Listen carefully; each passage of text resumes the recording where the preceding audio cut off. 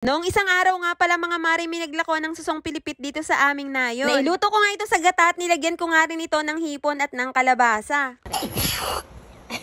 Noong nakaraan nga pala mga mare, may naglako ng susong pilipit dito sa aming nayon at 50 pesos nga ang isang kilo or isang balot. Pinadalan pa nga ako ng isang balot ni Ate Alon dahil alam nga niya na nagbablog ako, kaya sabi ko nga ay baka pwedeng dagdagan na nga niya. Mahilig talaga kasi kami sa susong pilipit mga mare, kaso nga lang yung nakukuha nga dito ay bangliliit lamang. Tapos mga mare, wala na talagang makuha dito sa amin sa hindi nga namin alam na dahilan. Noong araw kasi talaga mga mare, napakarami nga nakukuhang susong pilipit dito sa amin, o di kaya naman ay yung susong papan o yung bilog na suso. Diyos ko mga mare, kapakapain mo nga lang yung mga palipod o yung mga kawayan sa laot ay makakakuha ka na nga ng mga susong papan. Nakailang hugas pa nga ako dito sa susong binili ko dahil parang may amoy nga siya na parang mabaho, pero nung nahugasan ko naman ay bigla namang nawala. Habili nga rin pala ako ng hipon dito sa naglalako sa amin mga mare at 480 pesos nga ang kilo. Diyos ko, medyo pricey nga ang hipon dito sa amin mga mare, pero dahil bihirang-bihira lang din naman kami makatikim nito, kaya naman nakabili na nga ako. Hindi ko nga sana balak tanggalin yung mga bitu-bitukan nito mga mare, pero dahil nagsigang nga si Buyo kanina ay nalasahan ko nga yung medyo mapait at hindi ko nga tinanggal yung bituka, kaya naman tinanggal ko na nga ngayon. Ilinisan ko nga lang ito ng mabuting mga mare at pagkatapos ay ginayat-gayat ko na nga yung kalabasa na ihahalok ko nga sa ating suso. Pagkakaganda nga nitong kalabasa mga mare, at ito nga'y pasalubong sa akin ng aking kumare na galing pa nga sa Uwisan, Calamba, Laguna. Marami kasi silang tanim na gulay doon mga mare, at nung nakaraan nga'y may pasalubong pa nga siya sa akin na okra, talong at kung ano-ano pang mga gulay. Ilinis ko na nga itong kalabasa, tinanggalan ng mga buto-buto mga mare, pero hindi ko na nga tinanggal yung balat niya dahil bang sarap nga nung may nakakain kang medyo matigas. Ginayat-gayat ko nga lang yung kalabasa ng medyo maliliit mga mare para kahit nga medyo madurog siya sa pagkakaluto ay lumasa naman siya sa sabaw. Alam ko naman mga mare na hindi yan ang unang kakainin nila or yung pipiliin nila sa pagkain dahil meron ngang suso at hipon. Kalahati nga lang ng kalabasang ilalagay ko mga mare dahil gagawin ko lang naman tong pampalasa ng aking ginataang suso. Grabe mga mare, sobrang na-amaze talaga ako doon sa susong pilipit na nabili ko dahil first time ko nga lang makakita noon at bang lalaki. Kaya naman nung pinadalhan nga ako ng isang balot ay hindi na ako nagdalawang isip na kunin ito at sabi ko nga idagdagan pa. Pagkakaganda kasi ng itsura nito at bang ganda ng tingnan at ang akala ko nga noon mga mare pinang di-display lamang ito at hindi kinakain. Diyos ko dahil. Inuna ko nga munang igisa itong hipon mga mare para naman pumula na nga siya. Nilagyan ko na nga rin pala ito ng mga pampalasa katulad na lamang ng asin at ng pamintang durog at pagkatapos ay sinunod ko naman ang mga susong pilipit. Diyos ko mga mare, ito pa nga lang nga naluluto ko ay talaga namang nakakatakam na agad ako. Sunod ko namang inilagay itong kalabasa mga mare at nilagyan ko nga lang ulit ito ng mga pampalasa at pagkatapos ay binuhos ko na nga rin ang pangalawang gata. Pagka mga ganitong lutuin ang niluluto namin sa bahay, talaga namang napaka-special na nga nito, kaya siguradong marami nga silang makakain mamaya. Naalala ko nga nung araw ay madalas nga pala kaming mag-ulam ng susong papan at si tatay nga ang napagkakasarap magluto noon. Abay lumalangoy nga lang siya papunta doon sa laot mga mare, tapos ay kakapakapain nga lang niya yung mga palipod o yung mga kawayan, tapos ay may ulam na kami. Nung medyo maluto-luto na nga ito mga mare, nilagay ko na nga rin yung kakanggata at nilagyan ko nga rin ito ng kaunting sukat, mga pampalasa at kaunting pakuluan na nga lang ito mga mare, at maya-maya nga ay pwede na nga tayong kumain. Diyos ko mga mare, napagkakasarap talaga ng ganitong luto sa suso at saka sa hipon at talaga namang hindi ako magsasawa sa ganitong ulam. Diyos ko dahil. Una ko ang customer ay ang tatay at talaga namang kinuha pa nga niya yung bahaw dahil nung naamoy nga daw niya itong niluluto kay bigla nga daw siyang nagutom.